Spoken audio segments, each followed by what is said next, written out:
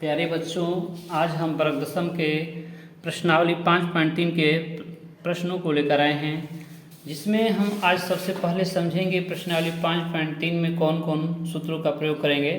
जो हमको योगफल निकालना है, समांतर श्रेणियों का योगफल निकालना है, तो उनके लिए कौन कौन से सूत्र होंगे आइए हम देखते हैं, आपको दिखाते हैं। तो देखिए, इसमें n पदों के योगफल के सूत्र लगाएंगे। एस एन बराबर, यानी योगफल निकालना है तो एस एन बराबर सूत्र होता है n बटा में 2 into 2a plus n minus 1 गुणे डी। देखिए n क्या है, तो n पदों की संख्या होती है, यानी उस एपी में जितने पद होते हैं उनकी संख्या है, और a उस एपी का प्रथम पद है, n पदों की संख्या हो गया, और d उस एपी का सर्वांतर होता है। तो एस एन के लिए एक पहला सूत्र है, और ये दूसरा सूत्र है जब n दिया हो और उसका प्रथम पद और उसका अंतिम पद दिया हो, तो ये सूत्र होता है n बटा 2 into A plus A N. इसी प्रकार से इस सूत्र को हम लोग लिख सकते हैं n बटा 2 इंटू ए प्लस एल। देखिए l अंतिम पद है, n लास्ट टर्म, ठीक है, a प्रथम पद है, n पदों की संख्या है। इसी प्रकार से अगर प्रथम n प्राकृतिक संख्याओं का योगफल निकालना हो, माने लगभग 100 तक, मान लीजिए कि 100 तक की प्राकृतिक संख्याओं का योगफल निकालने के लिए कहे, तो n का मान 100 हो जाएगा, 100 इंटू 100 प्लस 1 बटा 2। यानी इस प्रकार से लगातार प्राकृतिक संख्याओं को योगफल निकालना हो तो उसका सूत्र होता है n इंटू n प्लस 1 बटा 2।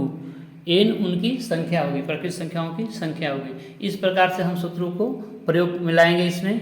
तो देखिए, इसमें पहला सवाल क्या कह रहा है, प्रश्नावली 5.3 के प्रश्न संख्या 1 को हम पढ़ने जा रहे हैं। देखिए क्या कह रहा है कि निम्नलिखित समांतर श्रेणियों के योग ज्ञात कीजिए, यानी कि इसका योगफल ज्ञात करना है। ये समांतर श्रेणियां दिया हुआ है, इसका योगफल ज्ञात करना है।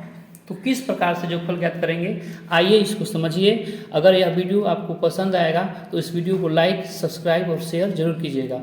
देखिए, सबसे पहले इस एपी का प्रथम पद लिखेंगे। तो देखिए, एपी का प्रथम पद 2 है, तो ए प्रथम पद को हम ए से व्यक्त करते हैं, तो ए हो जाएगा 2, ठीक है। इसी प्रकार से इसका सर्वांतर निकालेंगे। तो सर्वांतर क्या होता है, तो आप लोग जानते ही हैं, सर्वांतर होता है दूसरे पद में से पहले पद के अंतर को घटाने से प्राप्त होता है। तो दूसरा पद 7 है, पहला पद 2 है, तो 7 में से 2 घटाएंगे तो क्या बचेगा 5। तो इस एपी का सर्वांतर क्या हो गया 5।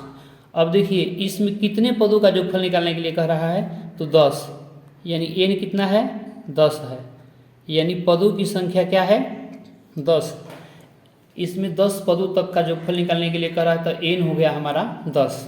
तो हम एस एन बराबर सूत्र लगाएंगे इसमें, जब a दिया है और d दिया है और n दिया है, तो सूत्र लगाएंगे n बटा 2 into 2a plus n minus 1 into D, और कुछ बंद कर देंगे, ठीक है। तो हमारा n का मान क्या है, तो 10 दिया है, बटा में 2 इंटू 2, ए का मान है 2, और प्लस n माइनस 1, तो n का मान है यहाँ पर 10, तो 10 माइनस 1 और गुणे डी, तो डी का मान है 5। तो इस प्रकार से हम लोग कटा देंगे, 2 पाँचे 10, तो हमारा यहाँ पर 5 हो जाएगा, और इंटू 2 दूनी का 4 हो जाएगा। अब देखिए, प्लस 10 में से 1 घटेगा तो 9 गुणे 5। इस प्रकार से हम लोग लिखेंगे इसको। देखिए, 5 का 5, यहाँ पर 4 का 4 होगा, और 9 पाँचे 45, तो 45 में 4 को जोड़ देंगे तो क्या हो जाएगा 49 हो जाएगा। 49 ले और 5 ले गुणा कर देंगे तो 5 9 45 होगा, हासिल लगा 4, तो 4 5 20, 4 24 होगा, यानी 245। इस प्रकार से हमारा इसका आंसर क्या हो गया 245, यानी 2, 7, 12 डैश डैश के 10 पदों तक का योगफल क्या आ गया 245।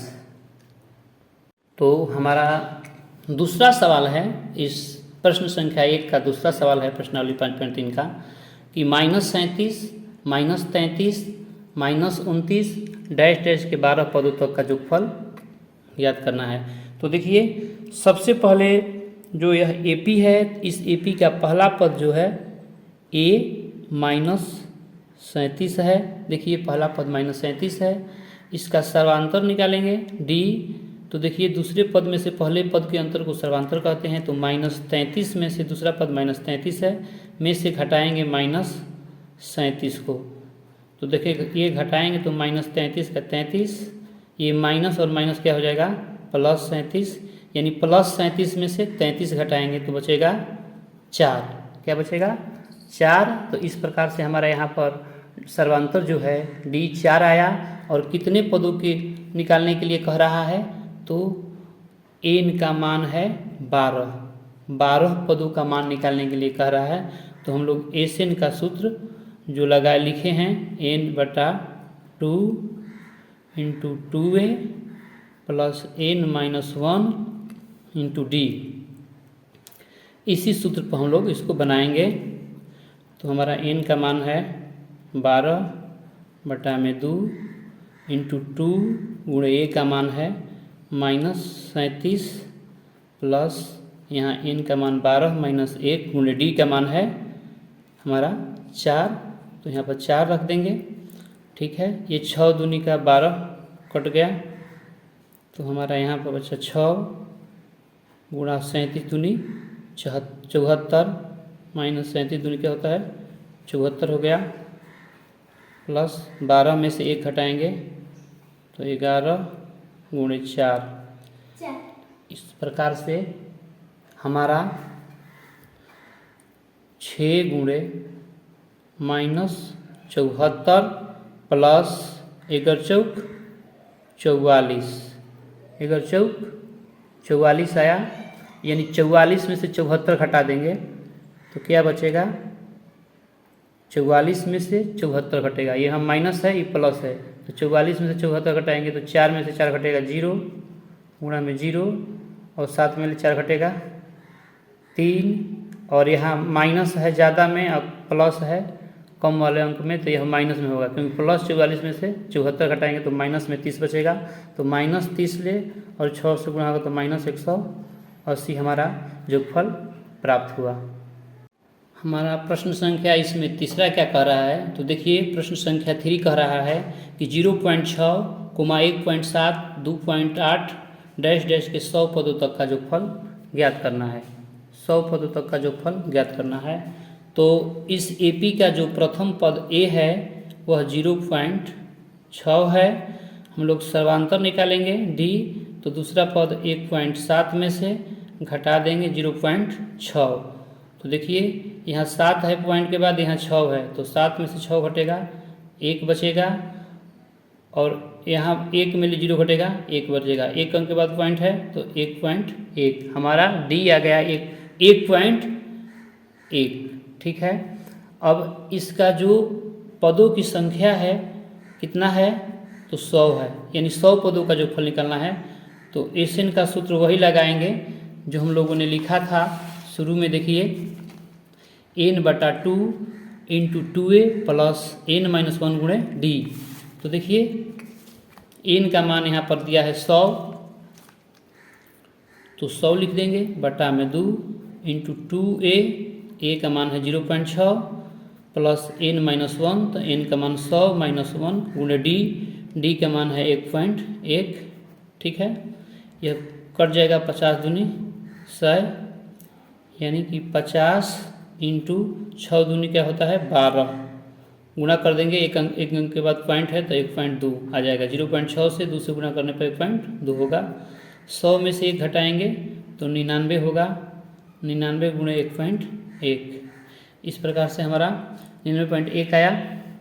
अब क्या करना है हमको कि 99.1 से देखिए यहाँ पर 50 का 50 होगा, 1.1 2 का 1.2 प्लस 99 से और 1.1 से गुणा करेंगे तो कितना आता है, तो दिखा देते हैं हम गुणा करके। तो देखिए हम लोग गुणा कर लेते हैं यहाँ पर 99 से और 1.1 से, तो 9 का 9, 1 से 9 से गुणा करें 9, 1 ले 9 ले गुणा करेंगे तो 9 होगा, और 1 ले 9 ले गुणा करेंगे तो 9 होगा। 9 9 9 18, 9 एक हासिल हो गया 10, एक अंक के बाद पॉइंट है तो यहाँ पॉइंट 108.9 आ गया। यानी इसमें गुणा करने पर कितना आता है 108.9। अब क्या करेंगे कि 50 इंटू 1.2 को क्या करेंगे इसमें जोड़ देंगे, 1.2 को इसमें जोड़ेंगे तो 9 2 11 का 1 होगा, एक अंक के बाद पॉइंट है तो पॉइंट बैठेगा, हासिल लगा 1, तो 1 और 8 9, एक हासिल 10 का 0, हासिल लगा 1, 1 में 0 को जोड़ेंगे तो 1 होगा, और 1 का 1 110.1 आ गया, 110.1।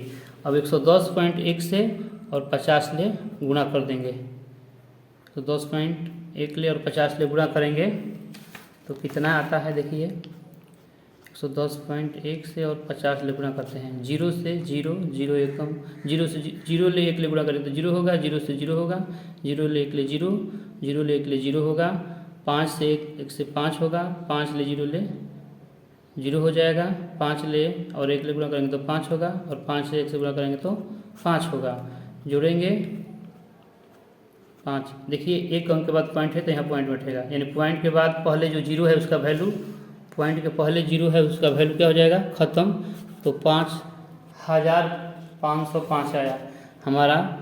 ये दोनों का गुणनफल 5505 हमारा आंसर प्राप्त हुआ, इसका जोगफल। तो हमारा इसमें चौथा सवाल है, तो चौथा सवाल है 1/15, 1/12, 1/10 डैश डैश के 11 पदों तक का जोगफल ज्ञात करना है। तो देखिए इसमें पहला पद जो है 1/15 है, और इसका जो हम लोग सर्वांतर निकालेंगे तो दूसरे पद 1/12 में से हम लोग घटाएंगे पहला पद 1/15, पहला पद जो है 1/15 घटाएंगे, तो इसका एलसीएम निकाल देंगे, 12 और 15 का एलसीएम हो जाएगा 60, और 12 से 60 में भाग देंगे तो 5 बार में जाएगा, 12 5 60, 5 से 1 से गुणा होगा तो 5, 15 से 60 में भाग देंगे तो 4 बार में जाएगा, 4 ले 1 गुणा करेंगे तो 4, यानी 5 में ले 4 घटाएंगे 1 और बटा में 60, 1/60 हमारा जो है क्या आ गया, हमारा 1/60 इसका सर्वांतर आ गया। एन यानी कि पदों की संख्या क्या है 11 है, ठीक है। हमको क्या निकालना है एन, एन क्या है n/2 इंटू होता है ना, तो n का मान है 11, यहाँ पदों की संख्या देखिए 11 है, यहाँ भी n का मान 11 लिखे हैं, n/2 इंटू 2a, तो a का मान है 1/15 प्लस n-1 यानी 11 माइनस 1 n का मान गुणा d का मान है आया है 1/60, ठीक है। ये तो 11 नहीं कटेगा दूसरे, तो 11/2 लिख देंगे, ठीक है। 2 ले 1 ले गुणा करेंगे तो 2 और बटा में 15, ठीक है, प्लस 11 में ले 1 घटाएंगे 10 गुणे 1/60, ये 0 0 कट जाएगा, तो हमारा 11/2 इंटू 2/15 प्लस 1 ले 1 ले गुणा होता है 1/6, तो 11/2 इंटू 15 और 6 का लघुत्तम निकालेंगे तो हो जाएगा 90, 15 छक्का 90, तो 6 दूनी 12 हो जाएगा। अब 6 से 90 में भाग देंगे तो 15 बार में जाएगा, तो यहाँ पर क्या हो जाएगा 15, तो 6 से 15 में 15 छक्का 90, यानी यहाँ पर 15 बार में कटेगा तो 1 ले 15 से 15 गुणा होगा, तो हमारा 11/2 और इंटू देखिए 12 और 15 जोड़ेंगे 2 और 5 7, 1 1 2 27, 27/90, इसको हम लोग कटा देंगे 9 से, 9 तिया 27 और 9 दहा में 90, यानी 3/10। अब क्या करेंगे कि 11/2 गुणे 3/10 ले गुणा कर देंगे, तो 1 3 हैं 33/10×20, यानी कि 33/20 हमारा आंसर आ गया। इस प्रकार से हमने इस प्रश्नावली के प्रथम सवाल को पूर्ण तरीके से हल किया। अगर यह वीडियो आपको पसंद आए तो लाइक, सब्सक्राइब, शेयर जरूर कीजिएगा। वीडियो देखने के लिए बहुत बहुत धन्यवाद। ऐसे ही देखते रहिए।